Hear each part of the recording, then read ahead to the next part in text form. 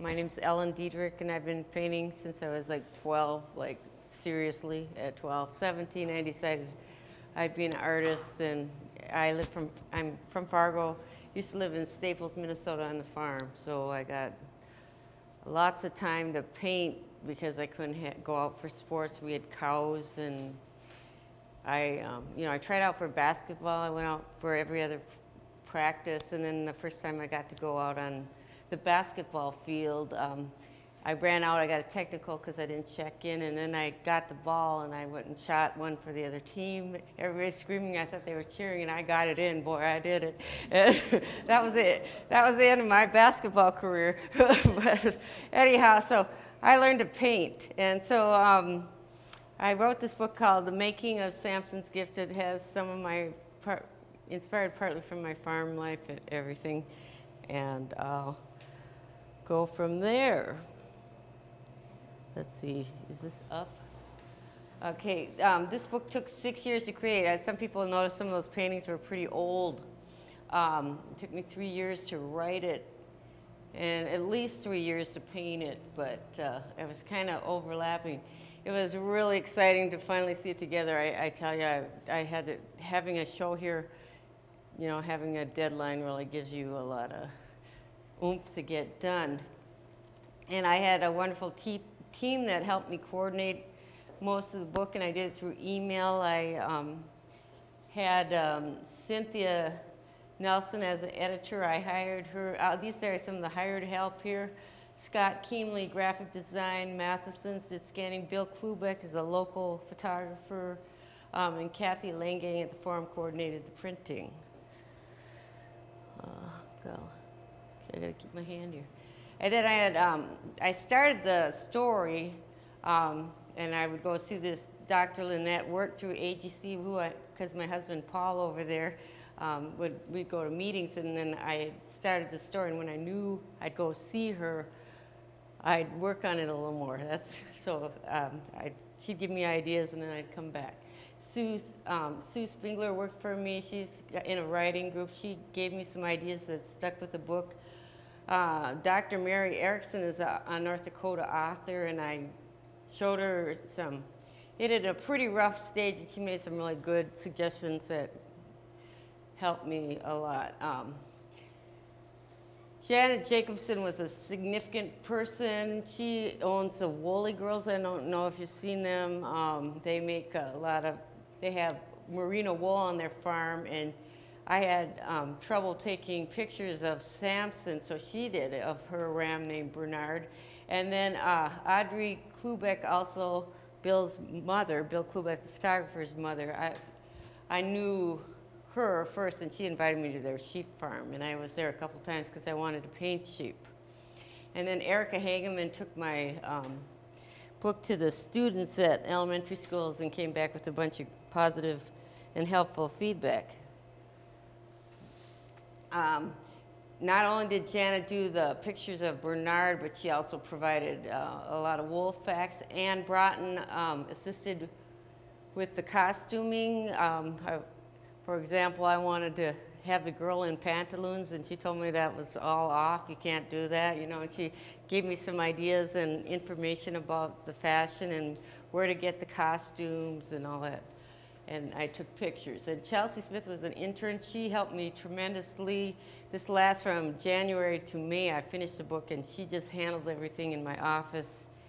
And if I needed a picture flip reverse for the light or anything, she'd just zoom, do it, bring it over there. I could keep going and all that stuff. Monica and Brittany Diedrich were models. Elizabeth Wheelander, Paige Rath, and my pastor, Eric Waters, modeled. It was quite a deal. And then I want to thank my husband, Paul, over there. You get a special page because you're so great in so many ways. I always knew I had his financial backing, which I did need. So I really appreciate it.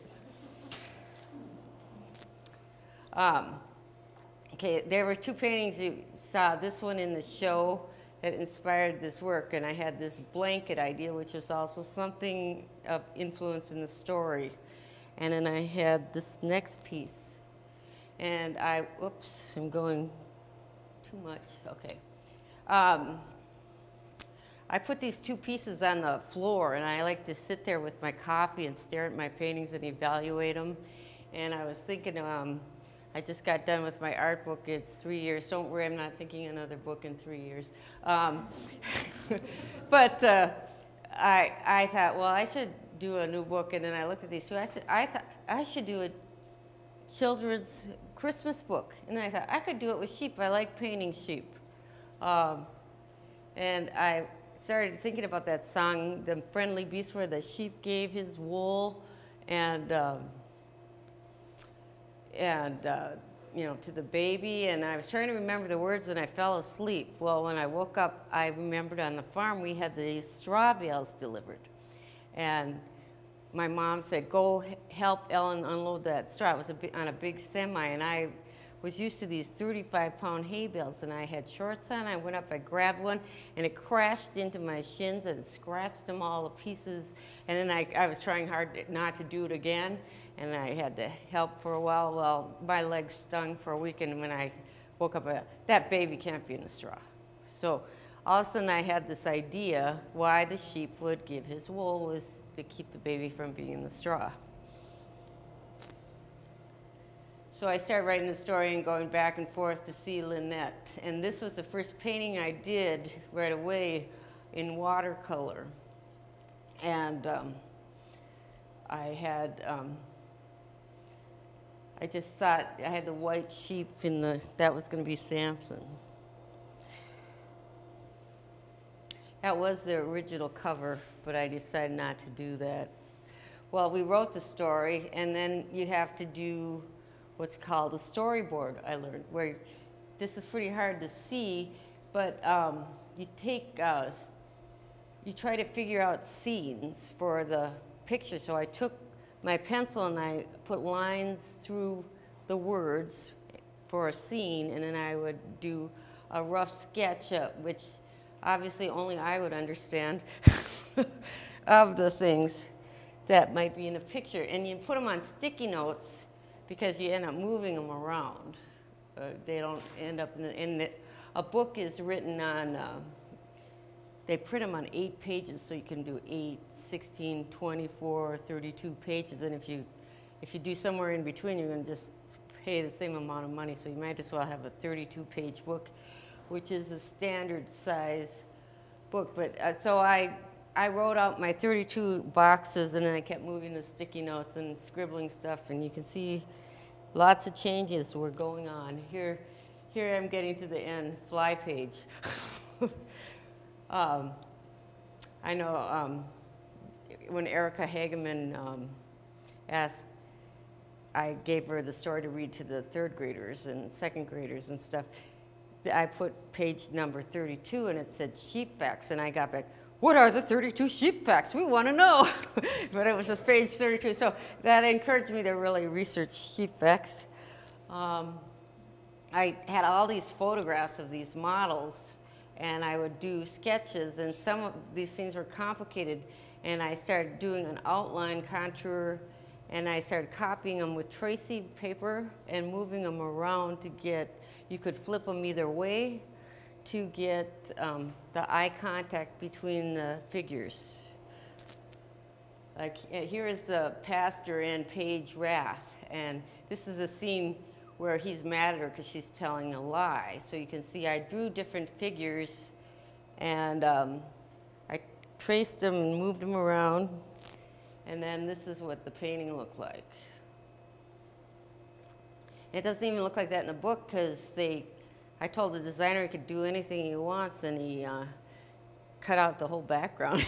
So, you know, which is fine. I found inspiration for pictures everywhere. While we were traveling, like one time I saw this ram in the back of a truck, and I was saying, like, he was standing up, and I'm thinking, like, should Samson be standing in the wagon, or should he be sitting down?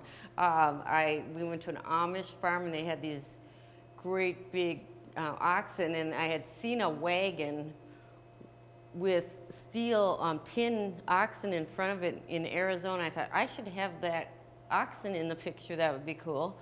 And so then I found these, and I kept putting stuff together.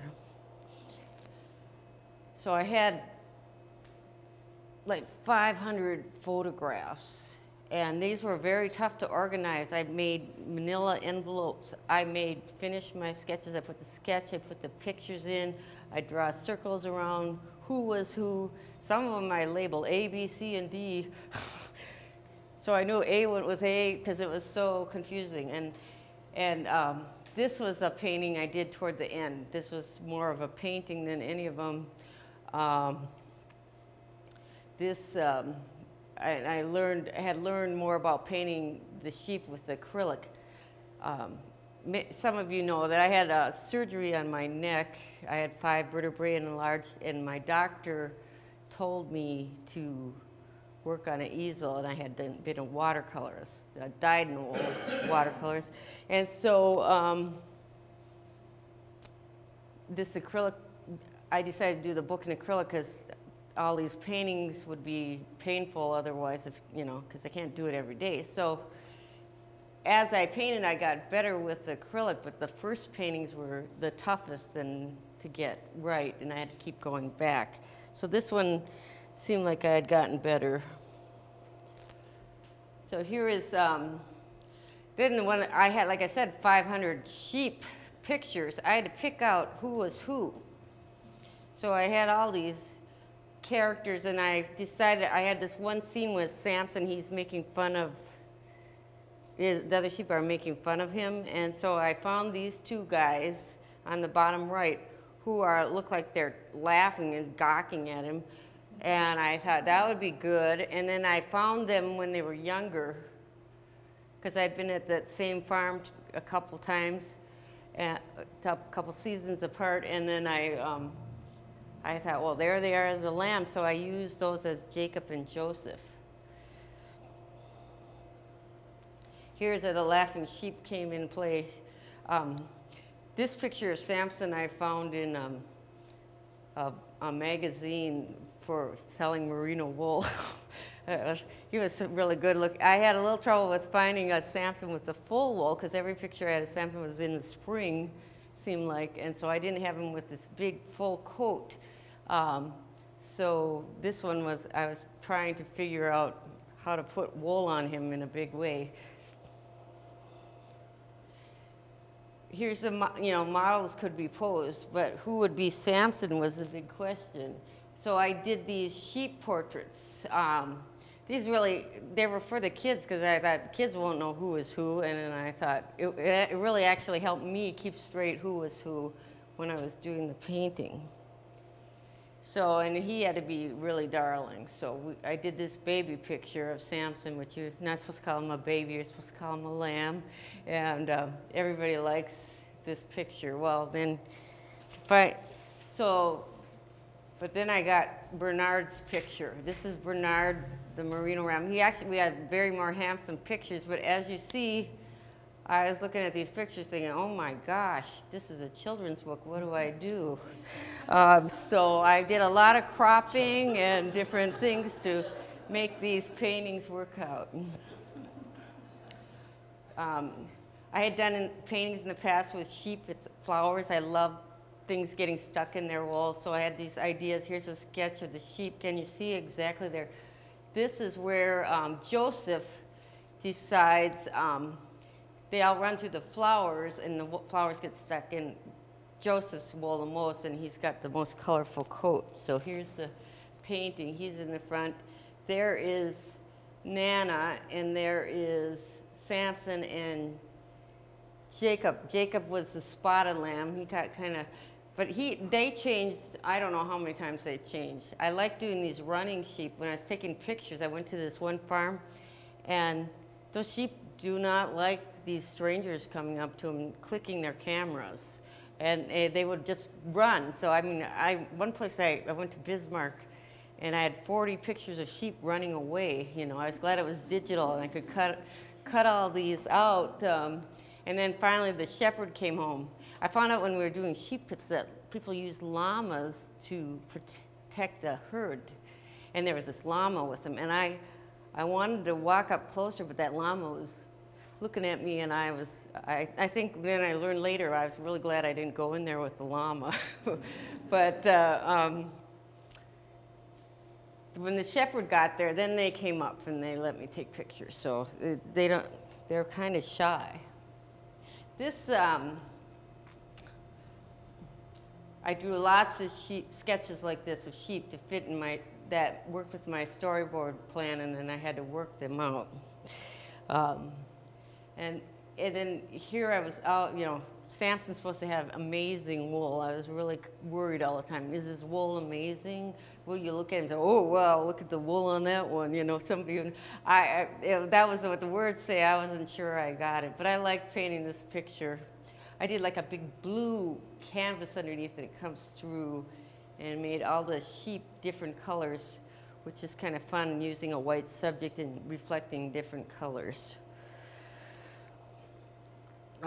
Here I had the scene where the father is carrying Joseph on his shoulders, and I don't know how he's going to have his hands around the feet. And I found this guy in a Vogue magazine. I went, oh, there. My sister was like, oh, yeah, he is gross. I'm like, well, then I had to put his striped suit on, and here's Monica. I had these pictures of my little gal Paige Raff modeled for Diedrich. But when I was taking pictures with the pastor, I panicked. I don't know, I guess got nervous because I was making this pastor do all this stuff, and I thought it was weird. He even grew a beard. I didn't ask him to, but he grew a beard to be the father. And when I got back, the pictures on a lot of them, they're just completely black down to here. And then I would paint her face, and if you've heard before, paint what you see, not what you know. So then I was trying to paint what I know in there, and then she got ugly, and then I tried to make her look cute, and it got worse. And finally, I just had my daughter Monica come home at Christmas, took a whole bunch of pictures at the same angles, and pasted her in. So that's her doing that. And here's the painting. This was the painting that I visualized that made the story work. I had gone to a writing conference, and the lady had told me it was better as a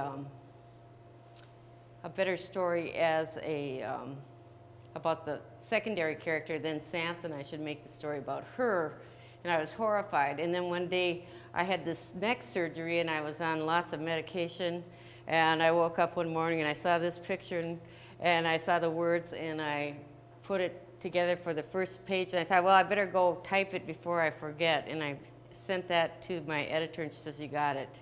So I kept going then.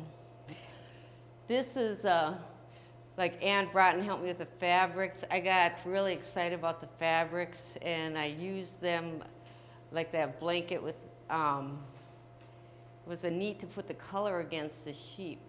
And some of these paintings, like this was painted like this, because it cost me $90 for a scan like that. But if you put it on the same sheet of paper, it was $90. But if you had a scan of that border thing and the scan of this, you'd pay $180. So, you know, I would do things to save money.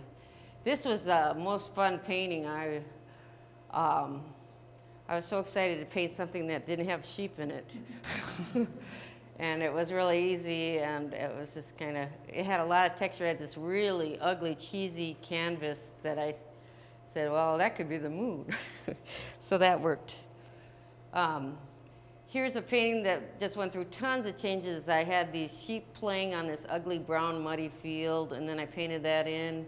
And then I thought, that's really horrible. It's springtime. So then I put these flowers that didn't look very good, and then I added some trees, and then it was kind of neat because the brown stuff came out around the legs and different things, and made kind of interesting edges on everything. This was like the most difficult painting. This was early, and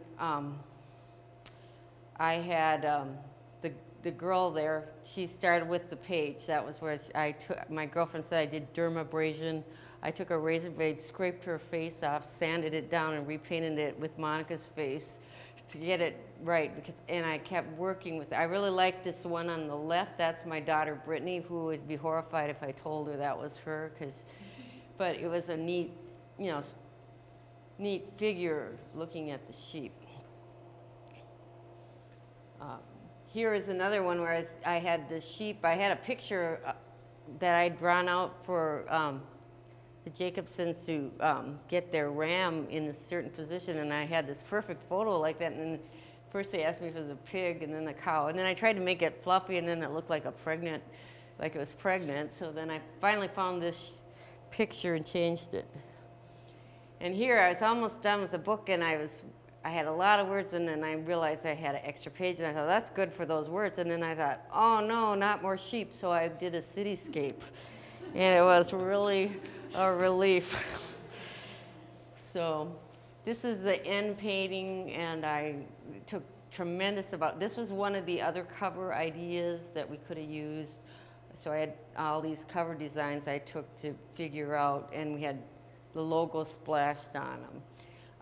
But I made the background similar in value around the cows and the sheep, and then the horses are dark against dark, cow is dark against dark, where all the contrast is in the scene with the sheep and the baby.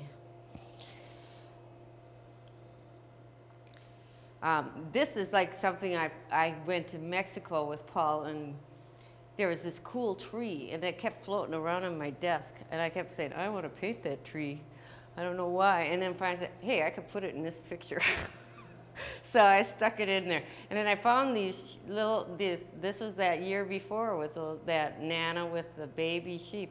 I put a white spot on Samson's forehead, or Joseph's forehead, and then that, when Becky Dunham came by, she came to preview my show for that, and she said, wow, that's a nice painting. And I thought, oh, I like it too. And then in my dream state, I kept thinking about how I didn't like the cover. It looked so old-fashioned after I went to this thing, and they all voted on this one cover. And I had seen this white star up above the name. So I called the designer and said, could you slap that title over this picture, and we'll put a star on it? And he says, well, what kind of star? And I was thinking like a big white star. And he goes in his graphics, and he looks around and puts that up there, and I went, there, that looks good. So I really like the cover. Here is the beginning of the book. I don't know if I should go back. These go down and they're horizontal, so I'm sorry about that. But when you open the book, you see the pastoral piece. And then we have a black and white across from the title page of Tadra Up Close. I made my daughter into a brunette there. And then here's Samson on the cover page. And we use this border design from the fabrics for this. And there are the portraits of the sheep. And this is that beginning scene that you saw the picture of, and the wording. And I won't go over the story. Here we took some pictures from the cover, the original cover.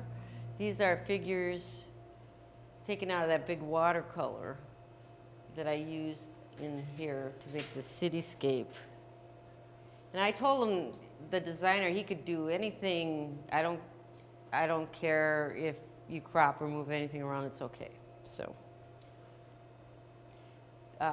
here is the girl. She was in the middle. She's over on the side. And here is the sheep not liking the straw. And so he's buying, and she's taking care of him.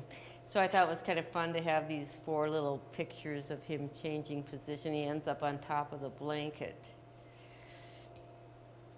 Then Samson goes out, and he gets to be introduced to Joseph and Jacob, and they play games.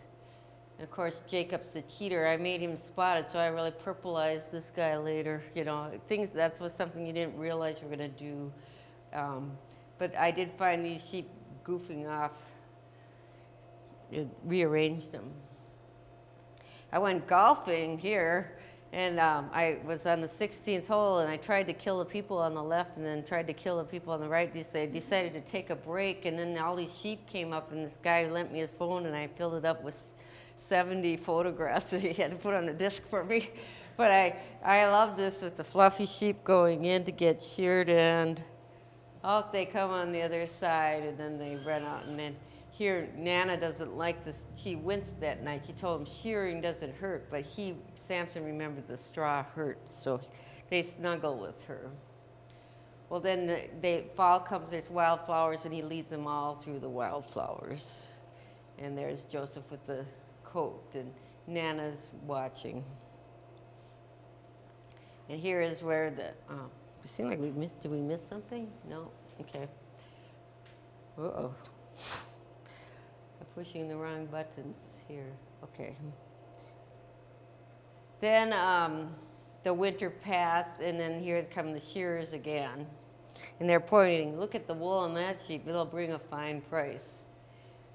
And I had to bring the contrast around Samson to make him stand out more. Then he bolts and he hides in this tool shed. So Father sends Diedrich to look for him. She's calling, Samson, Samson, and she finds him, and then he's hiding in this tool shed.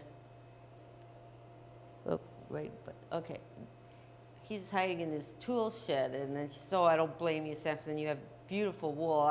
It's fit for a king. Well, she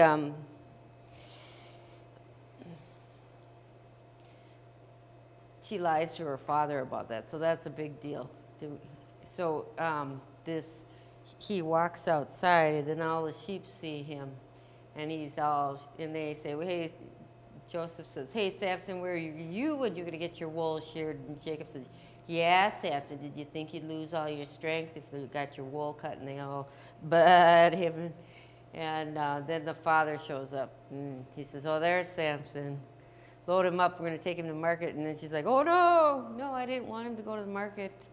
And his father, oh, we're not going to sell him. We're going to put him on the table and sell our wool with him. So they get on, and they go to the market. And here's the cattle, and she prays for forgiveness for her lie. Then here he is at the market on top of the table, and everybody's looking at him, and they buy all the wool.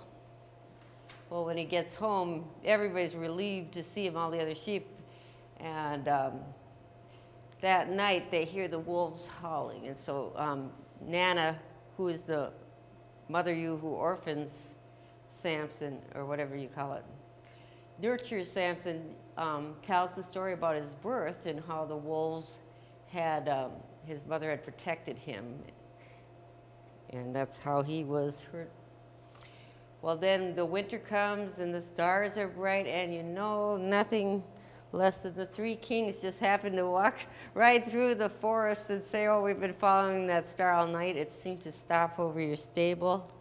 And Samson, she says, come, Samson. They go up and they see this barn, and Samson sees this horrible sharp straw, and they're going to put that baby in there. So he kicks this fence and puts his head down and offers his wool, and she goes and gets her father, and they shear him and give the wool to the baby. And then he's so happy about his gift. He stays by the baby all night and watch. And then we have all these fun sheep and wool facts. We had to censor these too. There's one of my favorite terms I learned about is a bellwether. A bellwether is a castrated ram that wears a bell, and all the sheep follow him. And I was at this one place, and all of a sudden this sheep went, bleh, and it had a bell that came up to me, and then they all came up, and I got to take their picture. And I didn't know that was a male. But that was a wether. A wether is a castrated male. So we had to keep that note out of there. But there's one very interesting with the virgin wool, or the lamb's wool, is the first and softest wool sheared off any sheep. So that's what he gave the baby by holding off to getting sheared. So that was a pretty cool thing to line up with the story. Well, that's the end of the story, and I thank you for coming. So I hope you enjoyed that.